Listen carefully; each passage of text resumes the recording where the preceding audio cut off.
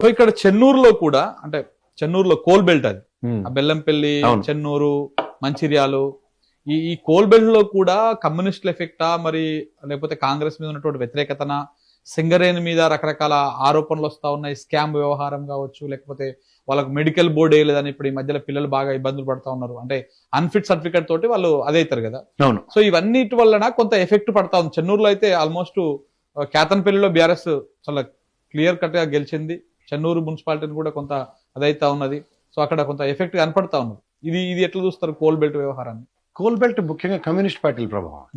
ఎప్పుడైతే కాంగ్రెస్ పార్టీతో సఖ్యతతో general elections గెలిచి వాళ్ళకు స్థానం గెలిచి 60 స్థానాలకు పరిమితమైన ఈ ప్రభుత్వానికి నెక్స్ట్ ఇప్పుడు ముఖ్యంగా ఖమ్మం ఈ కోల్ బెల్ట్ అంతా వాళ్ళు చాలా పట్టున్న కమ్యూనిస్ట్ పార్టీలు ఉన్నాయి.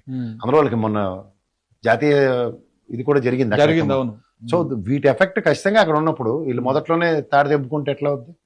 ఇప్పుడు ఆ మాట వస్తే కోల్ ఎఫెక్ట్ అన్నది మీరు చూస్తే మధిర వైరా పడాలి కదా బట్టి విక్రమార్క గారికి, అభియోగం అయినా కదా మోసింది, కానీ అక్కడ గెలిచి చూపించాడు కదా ఆయన. సో అది కాదు అక్కడ.